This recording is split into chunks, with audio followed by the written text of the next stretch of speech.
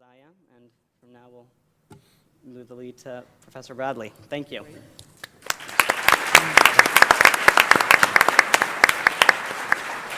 So thank you all for coming, and panelists, thank you so much for being here. What we thought we would do is I have a few questions to open up and give to the different speakers, but then we'll also have time after a bit for your questions. So think what you want to ask as well, because we'll have plenty of time for that.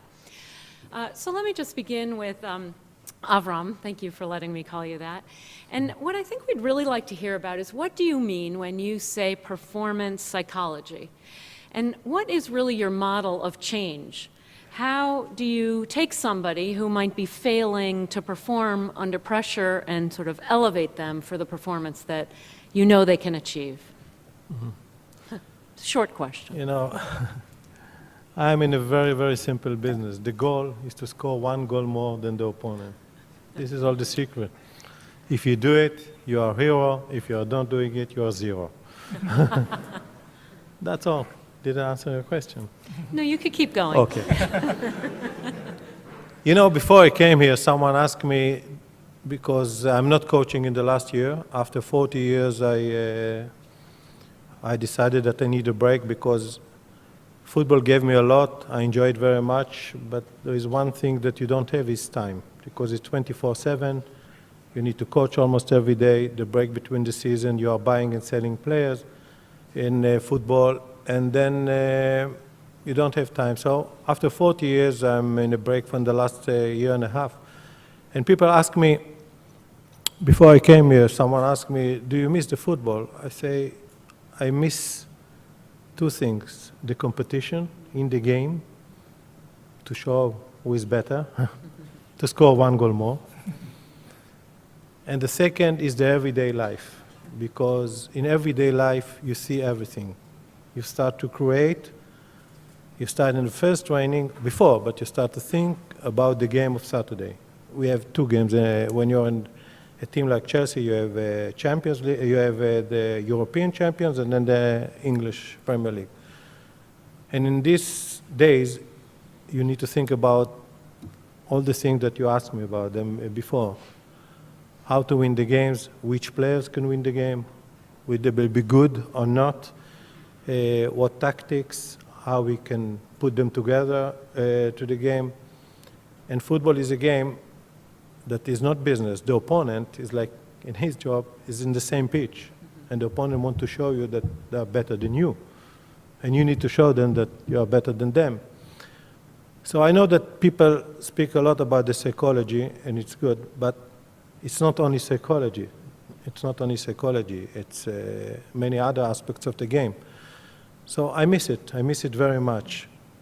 And what I miss more than anything, it's to think about all these things that you ask me, how to do it in the highest level, because without this you cannot win games. And in my job, you are good as your last game. As I told you, from hero to zero. And you need to deal with a lot of pressure, the players and also me. But most is the players that are around 20 years old. And they need to deal with a lot of pressure. Owners, that they have the money so they can decide everything. They can sack you, they can choose you, they can whatever they want. Supporters, they are paying a lot of money, and the supporters was before you and will be after you. Media, the media, very nice guys that sometimes not doing nice things to you.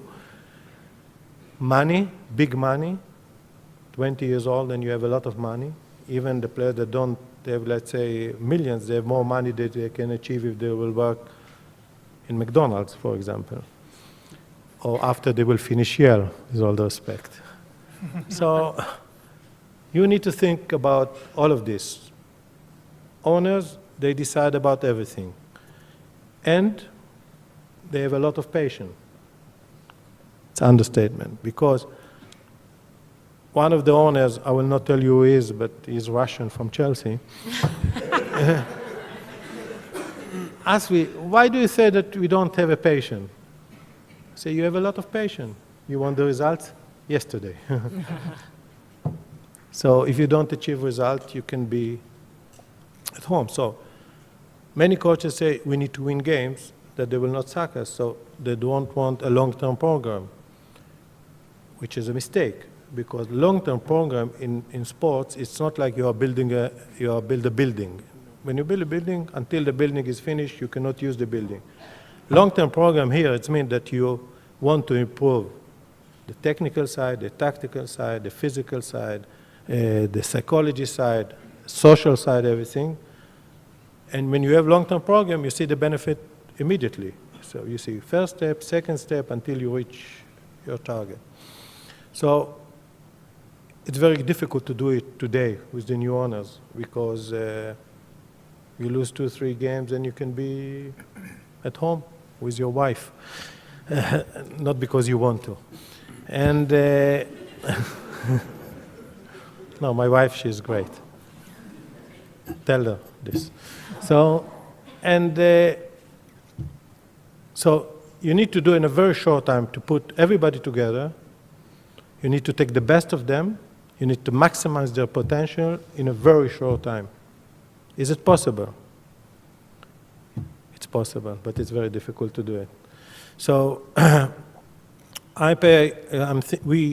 me and my staff are thinking a lot during the week, of course, before the season. Before the season, it's so-called easy. You choose the players that you think they can be good for you. But I don't know even one person that can tell you in 100% how they will perform during the season. Take even the psychology side. I don't know. I don't think. You can know it. You can know it. You can predict, because you have the statistics. So you can say, he did this and this and this, and he can do this and this. But sometimes the statistic is lying. So we need to use all the psychology and everything that we know to put them and to take the best from them. And the pressure is very high. So I remember the first time that I was, not the first time, one of the first time that I was a very young coach, and I wanted to know everything about psychology. And then I read in the paper that one coach that won, he said to the media, I won because I told to the players that they need to want more than the other team. Say, okay, the other coach said, I'll say to the players, this is your day. This is your day. And this is your day. Don't miss the day. And the third one say, today you will give 120%. That's why we won. So I say to myself, it means that the coach that lost the game say to the team, this is not your game today. You will lose. And please don't give 120%, give to 67. And the other said, when the coach said, I want you to want more than the other team, please do it less, of course.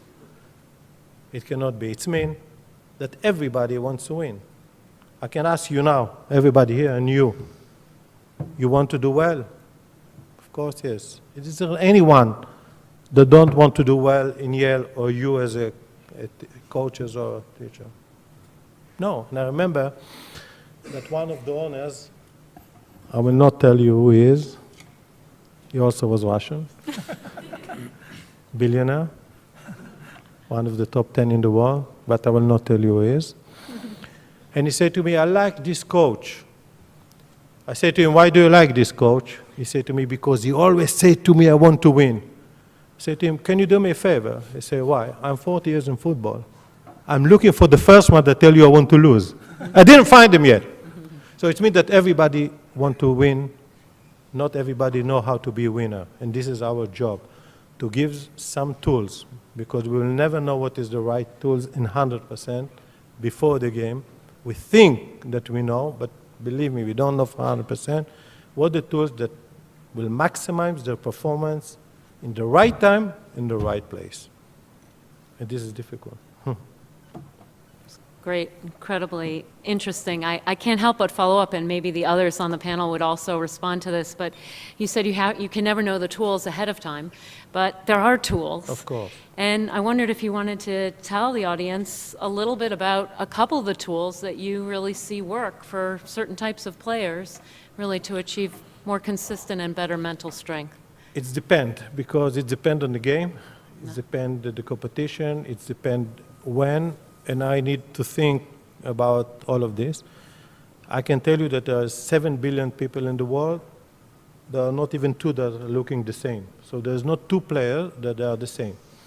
And I am in my team, let's say, I know that everybody is speaking about Chelsea, so I'll speak about Chelsea.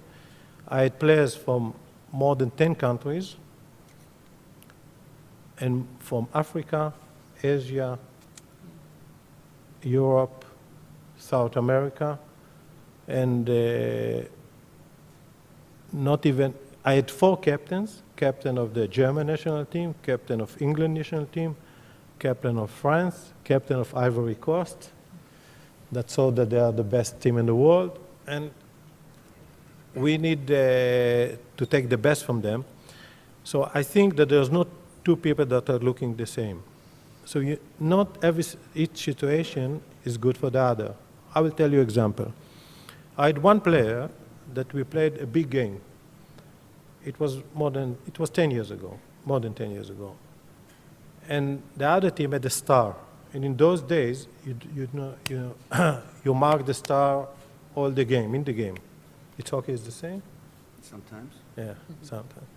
So it was, in these days, you cannot do it, you don't do it all the 90 games, all the 90 minutes, I'm sorry. It's not 90 minutes, more than 95. So I gave him the job to mark the superstar of the other team, and I said to him, I hope he will not touch the ball. It will be good for us because he's the best player of the other team. If he will not play, it's good for us. And the other player, the player of the opponent, was the best player on the pitch, and we lost the game. 10 days after, we played against the same team, and I chose other player to mark the team, to mark the other player, to mark the superstar of the other team. We won the game. 1 year after, I changed the team, and we had again a team, big game. We played against a very good team. We need to mark the superstar of the other team. He didn't do well. We lost the game 5-0. 10 days after, we played it was by coincidence we played against them again. I let the same player to mark the player. He was the best on the pitch, and we won the game. Why I did it? I tell you why. Because it's very important to see in the trainings how the reaction for the failure. The first one came to the trainings, and I saw in his face that he was sweating and was thinking negative thinking. I didn't do well. The other players didn't help me. And I felt, I didn't speak with him, about this too much because I knew the answer. And I felt that he will come to the game and will come with stress. With stress, okay, it's part of the game, but too much stress. And he was afraid that he will do not a good job again. So I say, I will not give him the job. The other player, we lost 5-0. 5-0. I have one player that played in the league. He know about this game. And he came to the training like a man, if I may say. It's okay, let's say like this. Strong. And his body language and everything say it was my mistake. He didn't put the blame on anybody else. And even it was in the paper that, it's always the responsible of the coach. He said, no, it's my job. I didn't do the job well. I didn't pay attention. So I called him 3 days before the game. And even before I called him, I said to him, Noam, his name was Noam, don't tell him. So I said to him, no, we have a game. He said, can I mark him again? I said, yes. So I cannot tell you that by the book you can say, if he did do this, you need to see who is the player and what he's doing. On the other end, there is other problems, how you perform, like you said, in the games, but let's say in the big games, players that come to a big game. The reason for success is, for me, the reason of failure, because in football, they come to a big game, They say, wow, all the world are watching me. I don't know if you know, the football, when you come to semi-final, Champions League, there's some billions of people are watching, at least. So we say, many are watching, I will show them. And the others say, wow, many are watching. By the way, one of the best players in the world, Ronaldo, until last year, it only took 20% success in the big games. It's not because it's quality. You have unbelievable quality. And I think one of the reasons is because he was afraid that all the people will see his mistake. And I had other players, Drogba, that played for me, was a striker. I don't know if you know these names. Was the top striker in the world. He came to a big game, and so now I will show everybody where I am. And he have the extra. So the reason to success is the reason to failure sometimes. And what do I need to do in the situation? The first situation is no problem because he wants to show himself. And all of them have the quality. They are top players. So I saw what to do, and even I study psychology. Sometimes, you know, the book is not like in life. Life is better. Life is better. No, the book is better. Life is to read the book is much more easier. So I had the same problem with one of my players. We came to play the semi-final of Champions League. I will not tell you his name, Frank Lampard. And he was a big player, and really big player, big personality, very, very intelligent. And I look at his stats. On the big games, he was not good. So I thought, what is the reason that he's not so good? I said, the reason, I think, that what I told you before, that all the world are watching, and he's afraid to make mistake. Because I also look at his stat, he'd even touch the ball less times than he touched in a normal game.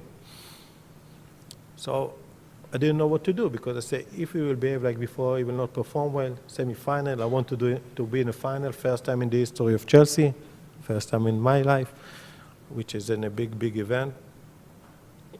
And I said, I think one of the reasons that he's going to sleep and thinking all the time how he will be good, and he's thinking also about scenario that if he will not be good, so I will force him to think about other things. So I called him we was in the hotel, I called him to my office, he came, really big player, big personality, and I said to him, Frank, tomorrow you will not play. Wow. He said, it's a final decision. I said, nothing is final, but it's final. You will not play. What I wanted to achieve, I think, and I will never know if it's right or wrong. I think it's right. That instead to think how he will play, he will think if he's playing or not. So he came, but he said to me, it's a big... Avram, you have to talk into the mic like this. It's much louder. Okay. Oh, yeah. Now you hear me better? Thanks, Mike. You didn't hear me before? Not so much. Can you start from the beginning? Oh, no. Okay, can I start from the beginning?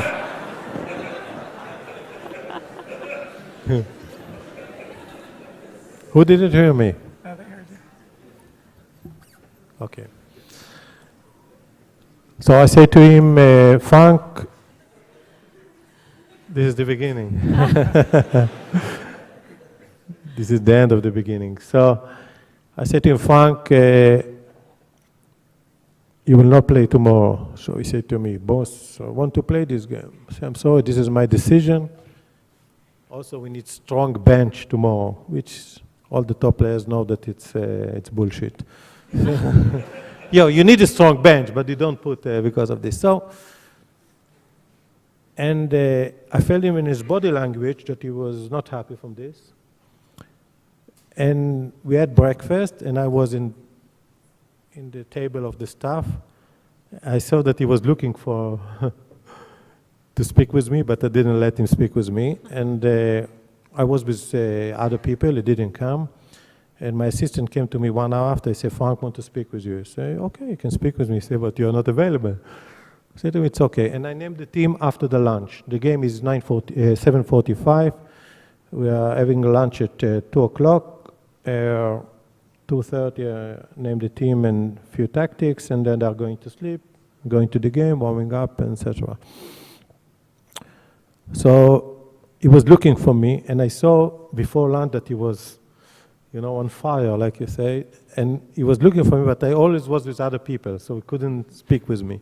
And he spoke with my assistant and said, I want to speak with the boss. And he knew that if I will name the team, it's the end of the story. He couldn't play. But I knew that he will play. So he came to me after lunch. I went to the dessert. I was by myself. And he came and he said to me, boss, I want to speak with you. So whatever you want. So he said, I want to play. So okay, so we will play. Wow. It was his best game ever. I don't know if because of this. But it really, I don't know, but it was his best game ever. But it's meant that I need to think as a coach, not only about, the quality and how the player will perform in this situation or in other situation. If you want more examples, I'm ready to do it. Oh, that's great. Keith, maybe you want to give some examples like this. Are there tools that you use or have used? And I think particularly when you're coaching a team that is in an underdog position, are there ways? Yeah, I think our guys would take offense to that. Sorry, that comment, no longer. So that they don't see themselves Once as upon a- underdogs. And I never. think that's a reason for success as well. Like what Avram said, yeah. I think we all strive for consistency. And our belief, in our program is that the way to get consistent results is to have consistent behaviors. And, we don't see any one game bigger than the next, whether it's a final or a regular season game. And we really live day to day. Practice today is the most important thing we're doing as a team. And our players know that. And it's not easy because they have other pressures at Yale, but we expect them to come to the rink and be ready to go and put everything else out of their minds and give us those 2 hours on a daily basis. And they know that they're evaluated every day at practice, and we let them know if we're pleased or displeased with practice. And I think what we're trying to do is fundamentally build it up. They can come out and give their best today. Every day they can come out and give their best. And if they do that, they'll be a little bit better tomorrow, because we do operate with a growth mentality, and our focus is to get better each and every day and then get better each game we play as the season goes on. So when we get to Friday nights and we meet an opponent, whether it's a full barn or an empty building, our guys know it's a big game. Right now it's the biggest game of the year. And I do think that I think that helps us as the season goes on. I think it helped us last year when we were playing in the regional tournament and then the national championship game. I think our guys had a big game mentality for 30 games prior to that, so it was nothing different. And we had a routine, we had a plan, we were prepared, and the guys went out and worked the plan. Are there any tools you've used when somebody on the team, from your perspective, just seems mentally not as strong? Are there particular tools? I mean, I don't know if you have a particular tool. I think you get to know your players. I think you build a trust with your players, and I think you sense when a guy needs to be patted on the back, or maybe a guy needs to be talked with a more stern voice, and different personalities respond to different things. And as a coach, you hope you're right when you pick one course of action over another. But I think the real tool is letting the players understand that you have their best interests at heart, and that we're all trying to be part of something greater than ourselves, and let's work together here. So Marvin, maybe we could ask you a question relative to the scientific evidence about this. I think Avram talked a bit about you sort of want to be up and ready for it, but not over-ready, and sort of confident, but maybe not overconfident. Is there any scientific evidence about what sort of the optimal nervousness or anxiety one might have prior to a big event that would predict good performance? Sure. So I'm a bit of the imposter here, but I just wanted to be on stage with these 3 stars, so I beg to be on it. But from the psychology perspective, I always think of sport and athleticism as one of the highest forms of intelligence that the brain is capable of. You take sensory information, and sorry, I'm going to sound like an academic now. You take sensory information, you have to make really rapid decisions about it, and convert that to action in coordination with everything else that's happening on a field, especially in team sports. So in that sense, my academic interest in sport comes from that appreciation. My involvement with Nike, because I think it was advertised in the ad, it's pretty exciting for me, not just because of the free shoes and socks, but that is a big component of it. They're trying to do something where their main goal is very simple. It's like, and I apologize if I sound like an ad, but I have to make up for the free socks. Their motto is, we're an apparel company. We make money by selling shoes and apparel, but they have this special unit in there that aspires for something greater, which is they want to build better athletes. That's kind of like the motto of this Spark initiative that I'm participating in. And it's pretty exciting because they recognize that high achievement in sport and athleticism requires expertise from almost every single domain that you can imagine. And so the kind of people that they bring to these performance summits include not just the usual, star coaches and star trainers, people who work on strength conditioning, people who work on flexibility, functional movement systems, FMS, but they also bring in nutritionists, they bring sleep experts, they bring psychologists. All these people come together. My little role in that summit is that as a perception researcher, I'm interested in the speed and by which people can process visual information and make decisions about it, which is basically what you have to do in most sports. And also I study attention, which is how do you maintain peak performance in a sustained way. Anyone is capable of producing their best at any given moment, but how can you do that in a sustained way, or how can you do it at the right time when you really need your best performance?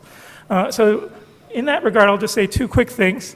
One thing that the research shows is that you should not, there is an optimal level of anxiety, and again, I apologize for saying this in front of the coaches here because it's such an obvious thing. It's called the Yerkes-Dodson curve, and basically it's an upside down U shape. Too little anxiety or stress is bad for performance. You're not going to be able to produce your best, and of course, too much anxiety and stress is going to really hurt your performance. Where that sweet spot is in the curve, again, depends on the athlete, depends on the situation. But it's definitely not maxing out. You have to reduce the pressures. And that's why I'm pretty impressed with also what Keith was saying is that consistency matters. Treating practice like a real game, treating real game like practice, all the science suggests that's the way to maximize your performance. Because if you start treating big games as different and starting to, okay, I'm going to gear up for the big game, then you've already added pressure that's going to hurt your performance. So that's one thing I'll say. So you have to optimize that level of readiness. And then the second thing I'll say with my neuroscientist hat on is that there are two, the brain is complex, but if we wanted to simplify for today's purposes, there are two systems. There is the habitual system, and there is a kind of more of a controlled system, the thinking system. The habitual system, as you might imagine, is automatic, and it's ingrained through training, through repetition, through consistency. And the control system is what allows you to make decisions in case a situation or circumstance demands it. In sport, at least, and also same applies for playing a musical instrument or even perhaps even performing well in an interview and such. The more habitual you can be, the better you're going to perform. The more you think about something or the more you're self-conscious about how you're doing something, that all is going to inhibit your brain's ability to execute the actions that you trained for. And so what we're doing at Nike, at least some of the discussions that we have at Nike are, what can we do to help people rely more heavily on the habitual system and not overthink what they're doing? So I think I'll stop there. Fantastic. Are there questions from the audience? Anybody want to? You're going to be shy? Okay. Do you want to come to the mic right here? Or is there, Danny, is there a mic that we can give this person? What? Walk to the side.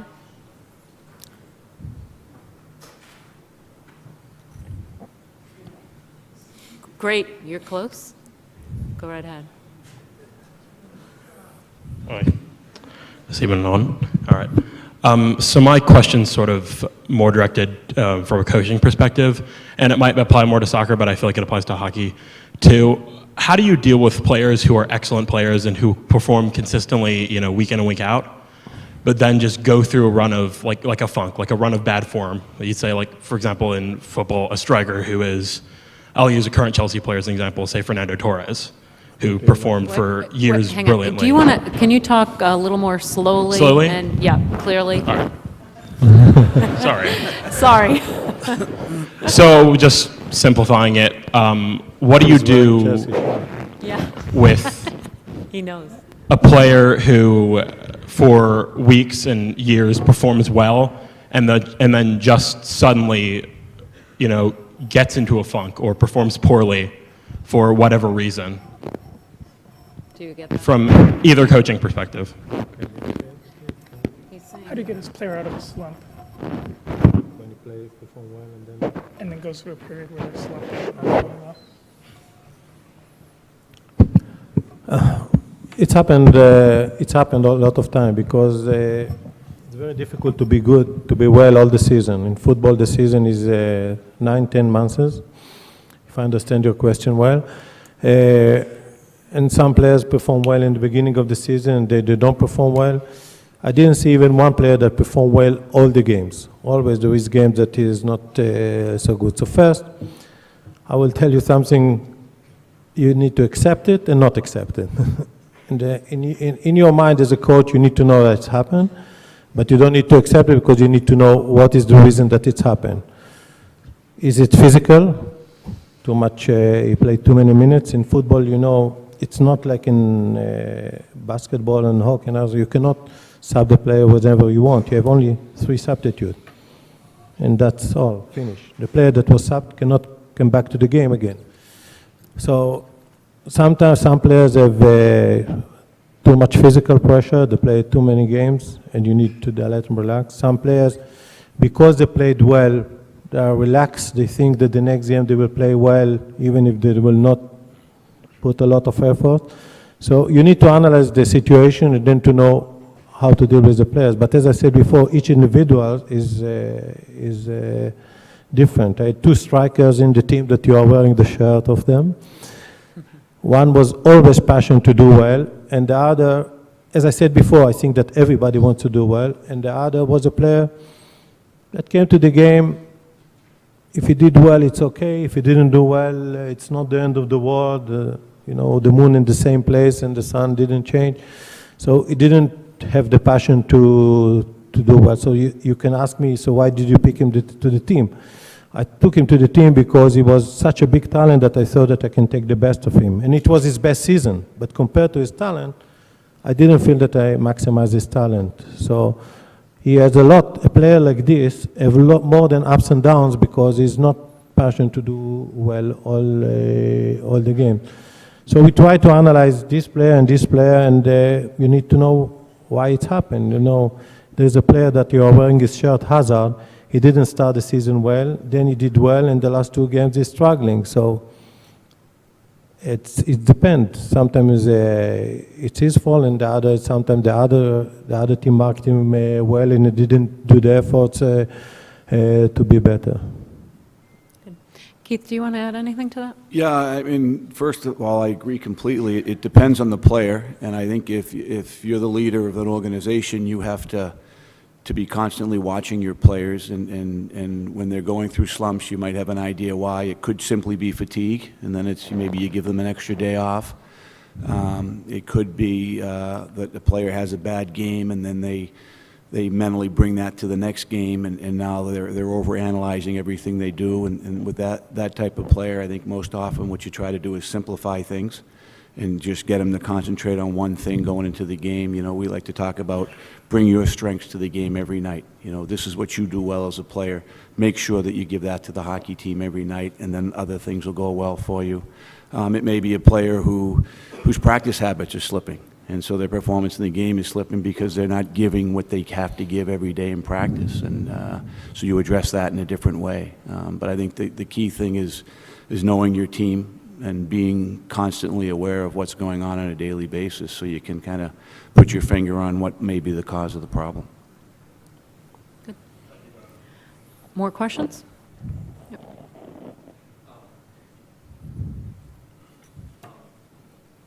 Hello. That works. My question is for Coach Allain. Master Chen just spoke about the role of habit in sport, and I was just wondering how you manage setting the lines of the forwards on the team, and how do you manage the trade-off of letting a line kind of stay together to develop the habit of playing together, or when do you decide that it's time to shake up the lines of the forwards? Yeah, well, first of all, we're big believers in the power of habit, and in our sport, so many things have to happen instinctively because the game is so fast that if you haven't developed those habits in training, it's going to be hard to be successful during the game. In terms of setting lines, I think there are a lot of things you're looking for. You may be looking for complementary players. I have a player who's a great shooter and someone else who's real good at going to get the puck and doing the dirty work to get the shooter the puck.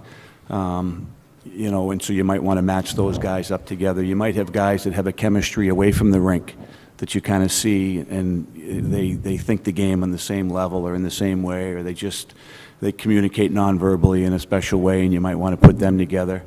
There are often times during the course of a season where injuries decide who's going to be on a line. Years ago I had a great line that was Mark Arcabello, Sean Backman, and Chris Cahill, and they'd been together for a year, and I just thought they were getting stale, so I broke them up for a month, and everyone thought I was crazy, but I just felt like they needed to be away from each other for a while because they were taking things for granted, and their energy level had slipped a little bit, and they were successful apart, and then we put them back together again, and there was that old spark. So, in terms of how we play as a team, our systems don't vary from line to line. So the habits of what we're trying to do when we don't have the puck to get it back, some of the automatic plays that we try to develop on our breakouts and on our offensive attacks are similar from line to line, but each player has their own unique characteristics. Great.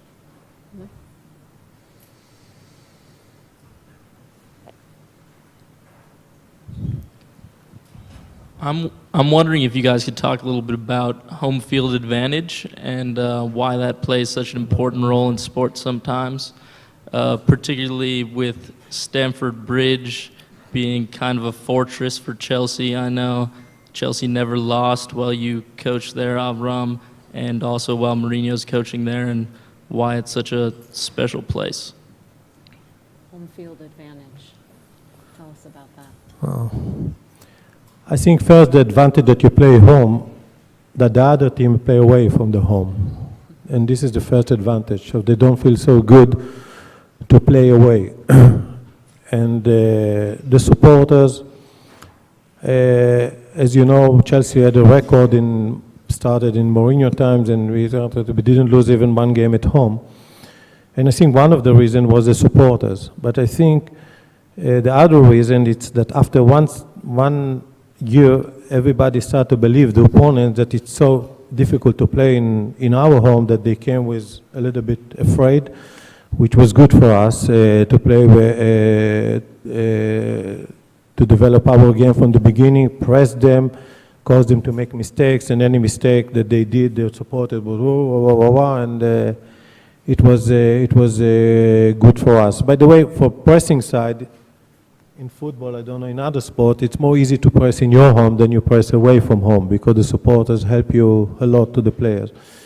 Personally, I don't hear the supporters so much because I'm concentrated about the game and what I need to do. And as a football coach, you cannot do much during the game, substitute and maybe change the tactics, but you cannot change much more because you practice and you're doing everything from the beginning of the season to play in one system and maybe change to other systems. So, in the end of the day, you see by the statistics, not just Chelsea, that most of the teams, I think all the teams, are winning more games at home than away. Keith? Yeah, in our sport, there is a distinct advantage to being the home team because the visiting team has to put their group of 5 players on the ice first, and then so you can create the matchups that you want as a coach. So if I want to get my top offensive line out against the other team's weaker defensive players, I have the opportunity to do that when I'm at home. And you talked about setting lines up. At times on the road, you might balance your lineup in a different way than you may at home because you can load up your lines at home and take advantage of a matchup. And then, at a place like Ingles Rink, I mean, energy and enthusiasm are a big part of the game. And when you're playing at home, sometimes that energy and enthusiasm is provided by the crowd, where maybe on the road you've got to manufacture that on your own, so you have to be prepared to do that as well. And in my experience is that officials tend to give the home team a little bit of the benefit of the doubt. Maybe they're influenced by that energy and enthusiasm of the crowd as well. Great. Other question? I thought here? it's only in England. Yep. Do you want to try to turn that on, or?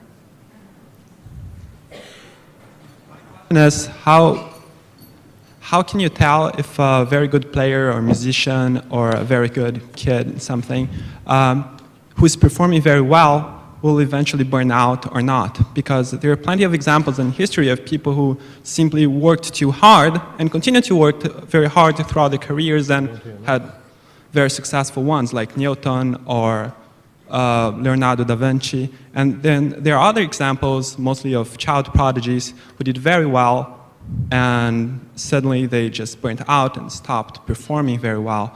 So maybe there are some, when Mr. Grant mentioned the example of the football player who was very good, but he didn't seem to be very passionate about doing his best, I could maybe imagine that he thought, or maybe he didn't think it, but it was an instinctive mechanism of his psychology that if he would put too much effort into being a very good player, that he might one day get tired of that, and that for that reason maybe his psychology was kind of protecting him and making him more not so much concerned about getting a good result or not. I don't know if that applies to everyone, that all people would not be so much concerned about results in order to keep that for a longer time, but I think that could apply to some people. And my question is, how do you tell if someone should actually do that, like not be very much stressed about the result on the following day in order to keep a very long and continued good result? Did you understand? Feel free to ask more details in my question if I wasn't very clear. How do you know someone will burn out if they overwork on something? And I think everybody could respond to this. Do you want to begin? Sure. So the question is about, unfortunately up here the acoustics are not very good, but I'll do my best to try to answer. If part of your question is about how do you identify players who are going to kind of make it all the way, or how are you going to identify players who might burn out either because they're working too hard? I think that's a real tough question. Motivation and sustained motivation is one of the most poorly understood aspects of psychology. That would be the dissatisfying answer. What is grit? There's a book called, What is Grit? We don't know what that is. It is I'm sure from a coach, you can see it when you know it when you see it, but we don't have a science behind it. It's life history, it's passion, it's circumstance. I don't have a good answer for that. Yeah. I don't know, it's not an exact science, clearly. One of the things we try to do is create an environment, first of all, when we are recruiting our players, we let them know that this is a very competitive environment and that every day they come to practice, they're going to be fighting for their lives. And we tell them, if you're the kind of person that's going to enjoy that, you'll love playing hockey here at Yale. But if you're not that type of person, this may not be the place for you. And then, we try to have an uplifting, fun environment. I mean, these competitive situations that we create in practice, we want them to be enjoyable. And I think we rely on our players. And peer pressure is a big thing. I think our guys like being together. They like pushing one another in a friendly and a competitive manner. And I think that no matter how passionate you are, you're going to have down days, and that's where when you rely on your teammates to maybe pick you up and push you along and get you going when you don't feel like you need to go today. So it is a concerted effort. It's really about the group that you have surrounding you, and it's the environment that you try to create. I think if you go to ideal situation, in every sport, you choose competitive players. So they come to compete, they come to show themselves, and they come to do their best for the team. That's what I want to believe about. If not, I will, if they are talent, even if they are talent, I wouldn't pick them. So from the first moment they are coming to the team, first of all, I always tell to the players, I will support you always, in the good days and the bad days, in the bad days, as long as you will give everything to the team, and as long as you will not lose your fight spirit, not in trainings, not in games, because if you train well, you will play well, and you don't lose your head. If you do that, everything will be okay by me. To predict which player will be good or not good, it's difficult, but with the time I can tell you that I can see through the training which of my player will be good, which of my player will not be good. And the training is very, very important, because through the trainings, when I see the players after a few weeks, I can see if he come to the training, and even if he train well, that few small thing is not doing like before, and it's better that I will speak with him or do what I need to do or analyze the situation, if he take good days for granted or he's not aware to what he can do, or maybe it's physical problem, or maybe it's mental problem, and then through the trains I see that I can see everything, not everything of course, but many things as I know the players and prepare them for the game, and sometimes even don't pick him to the game. Other question? Is directed at Master Chun. I think we can all say that it's difficult to maintain focus and attention level, whether it's a 2-hour seminar in Yale College or your third job interview of the day or a marathon.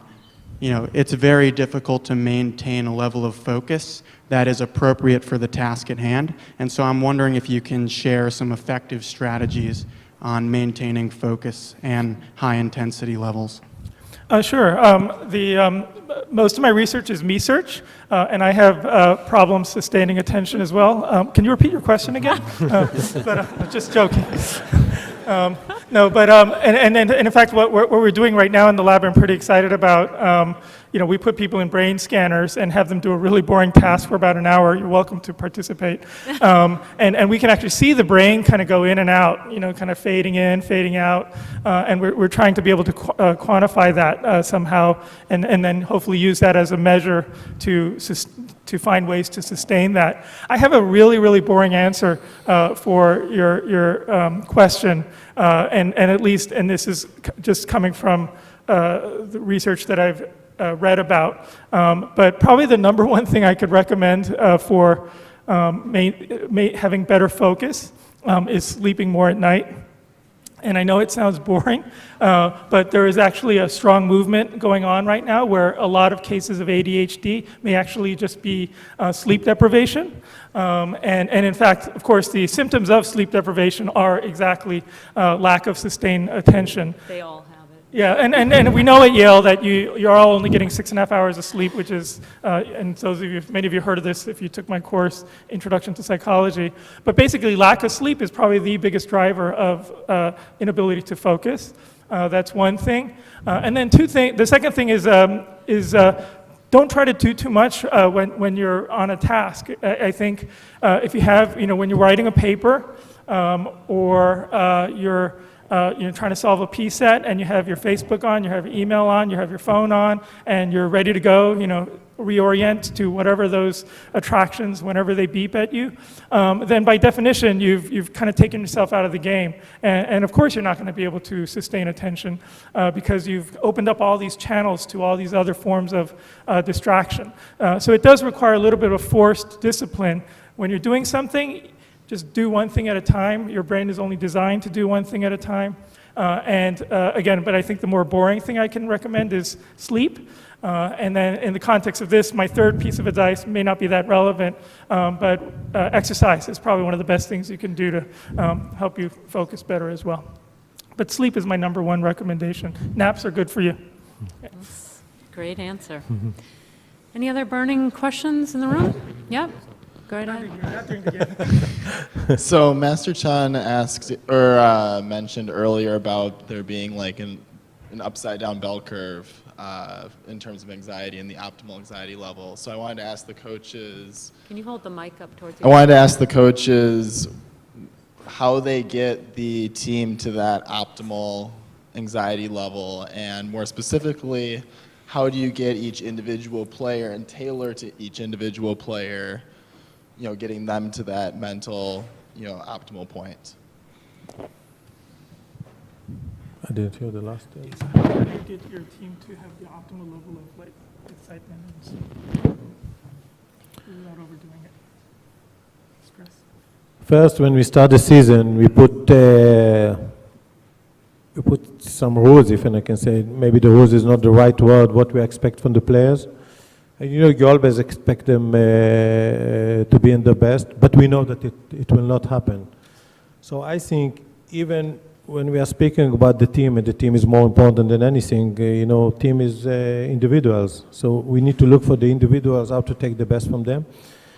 And we need to, I think we need to be aware all the time and to be awake all the time and to see all the time how is the players and in which form they can be, which it's impossible to predict in 100% before. And then you need to use, even you have your basic things, which is very important, because without basic, you will not, any team without the basic things that they need to do, they will not perform well. You need to pay attention to the individuals in what situation they are in the same moment. And I remember that when we play in Chelsea, when we played, we had a big game against Arsenal, and my striker didn't score 4 games, which had never happened to him before, and all the media was that maybe he will not play anymore, and people even from the team, from the director, spoke against him because he was in the end of this contract and maybe he want more money. A lot of stories behind, but the most important for me is that I knew that the players is affected by the media. Even I can say, no, they don't need to do. They need to concentrate in their job. They need to do well in the game, and that's all, which is true. But if I will think only like this, it means that I will ignore all the noises that the young people have in their head, which they have. And I agree that they need to focus on one thing, but maybe sometimes there is many other things. So I felt that he was not feeling well because everybody said, and we had a big game against Arsenal. There was first, second place, we were third after we came from the 6th place. So I said to him, again, I will not tell you his name, Drogba, I said to him, Didier, big game Saturday. That's how we speak Australia. He said to me, am I playing? And he's a guy that always played. Before I came, and he was the top striker in the world, he lost his confidence. He said, am I playing? It means that you pay attention to all the noises outside. So I said to him, yes, of course, you will play. You are my first choice. But if you don't want to play, it's okay. So of course I want to play. I want to play. And it's a big game. So why do you ask me this question? And because you know that you are my first choice. Because in this situation, when you don't have confidence, I need to give him confidence. That's what I thought. So I don't like to say to the players, you are my first choice and everything like this, but I wanted to give him confidence. And okay, I said to him, think about it, speak tomorrow. He said, I don't need to think about it. I said, think about it, we'll speak tomorrow. So we spoke the day after, and he said, no, I will play. He played fantastic. We won 2-1, he scored the 2 goals. But then what's happened, I felt in the training that he came and he took it for granted. He was happy and he was overconfident, which has happened also. So I didn't know what to do because he had other games, you know. And I said to you always, the basic thing that I don't need to speak about this because every game he need to give his best. But we need to be aware for this. So I said to him, I came and said to him, before we analyzed in the video, I said to him, you know that you can play better. So he was looking at me and he said, I scored 2 goals, we won 2-1. what's happened? So I said to him, you know what? It's my problem. I'm sorry about that. I asked you, I think you can play better, but 2 goals, it's enough. He said, no, I can play better, but you know, ta-ta-ta-ta. The game after, he played very good and scored 3 goals. It means that there is some point that it's the peak. If he's here, I need to put him here. And if he's here, I need, if I may speak about it, to put him here.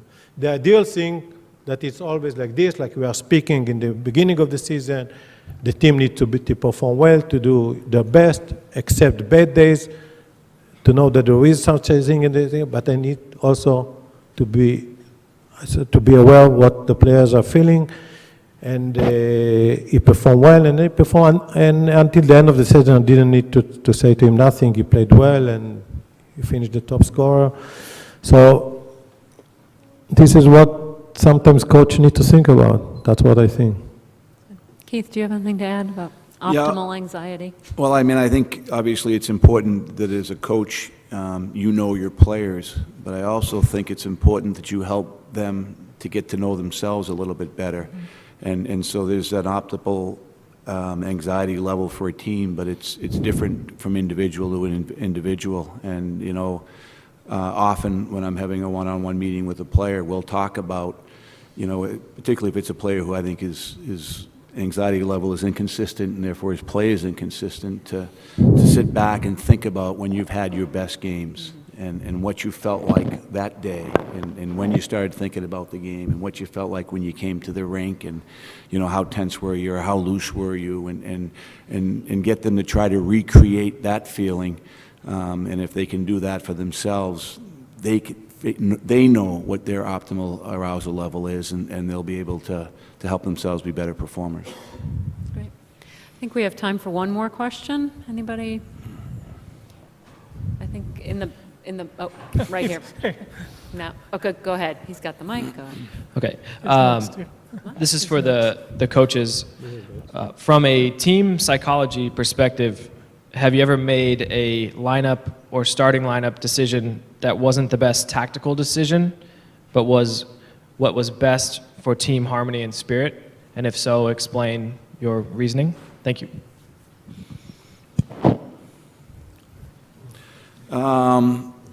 I'm not sure I entirely understand the question, but you know, in terms of our lineups, you know, we do have extra players, and I think I have an enormous responsibility on game night to play the players that are most deserving to play.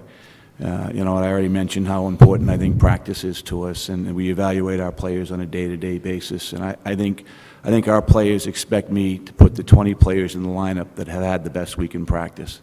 And if I don't do that, I think I start to lose their trust. And you know, playing time is earned on merit, and whether that's the best tactical lineup or not, that's the lineup that deserves to play tonight. And I think that'll be the lineup that'll give us the best chance to be successful.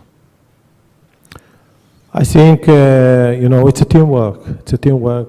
So everybody is watching about themselves, but also about the others. And when you pick the team, you need first, when you come to think about it, you think about who is the best player that will win the game for the team and for the supporters and for everybody else.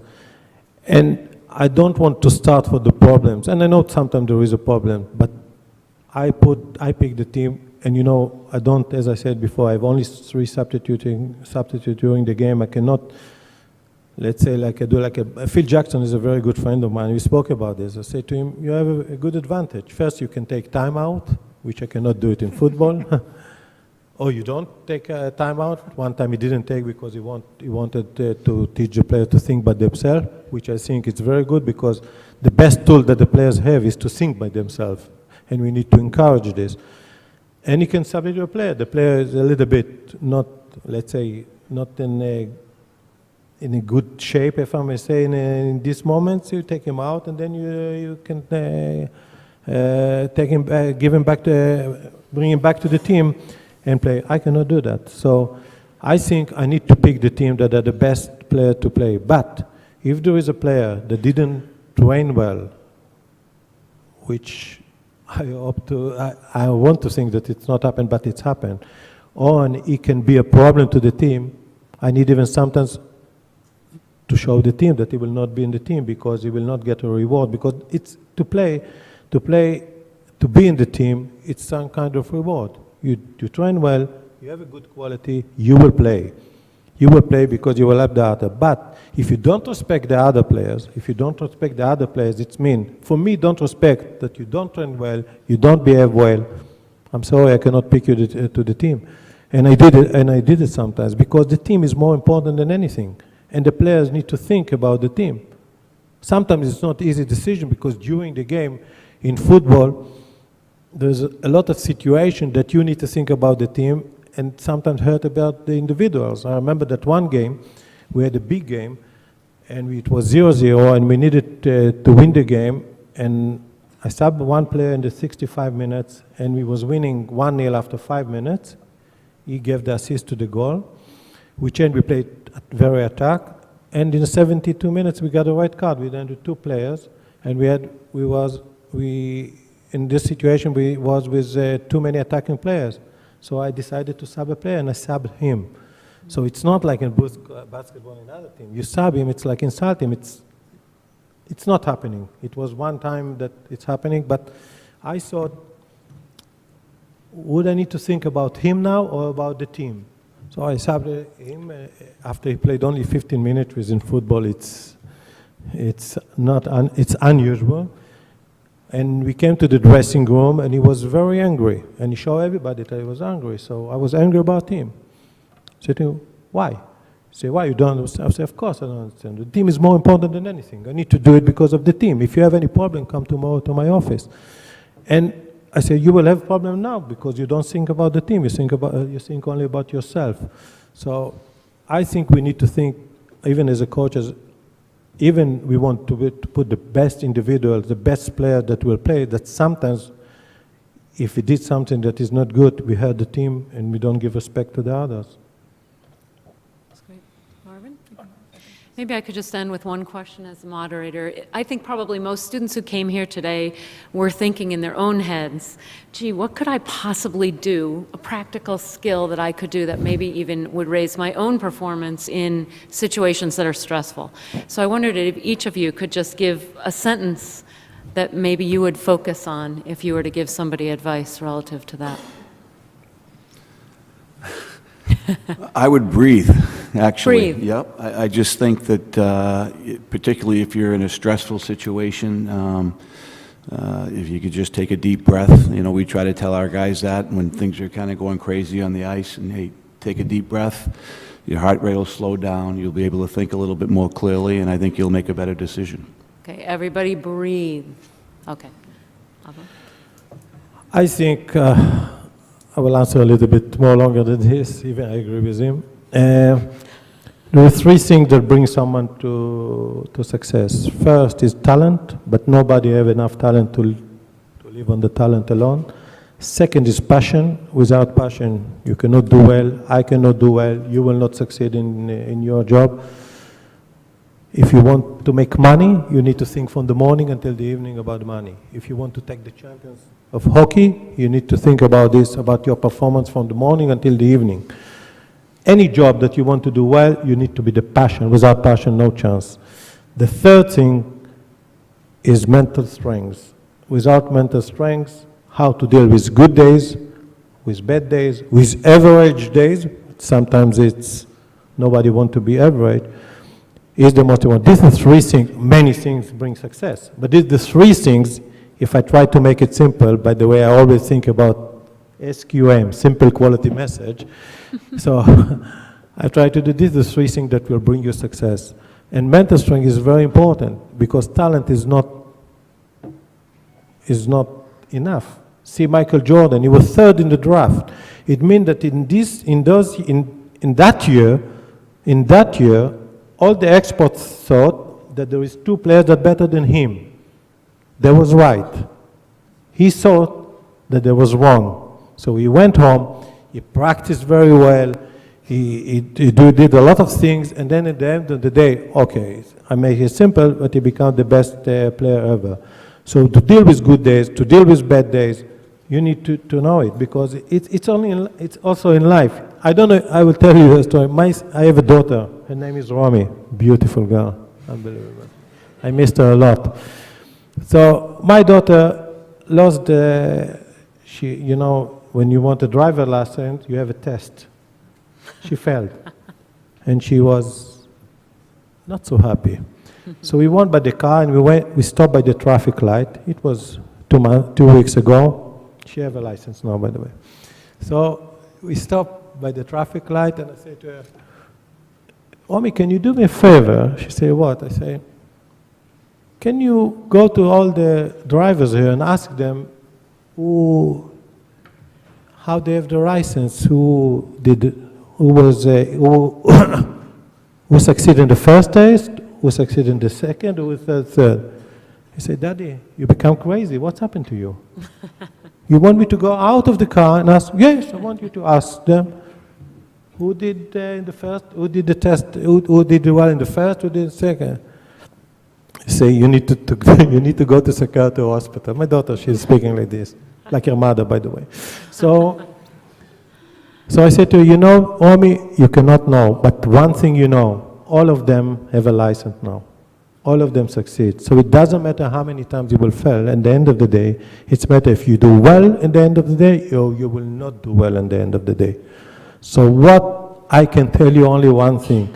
If someone will come to you and say to you, I will tell you what you need to do well, 1, 2, 3 things exactly, listen to him, but don't believe in so much, because you know better than him. You know better than him. I don't know what makes people to do well. I know what not make them to do well. I know that one of the players said to me, I will do very well because I will never give up. I said to him, I'm not sure about this. I'm sure that if you will give up, you will not do well. So what I want to tell you, you know better than others. You know that you need to work hard. You know that you need the right attitude. You know that you need to put all the efforts to do your best. You know it. So do it. Great. Marvin. Follow your teachers, follow your coaches. They bring out the best in you. With that, please join me in thanking the panelists. Very good.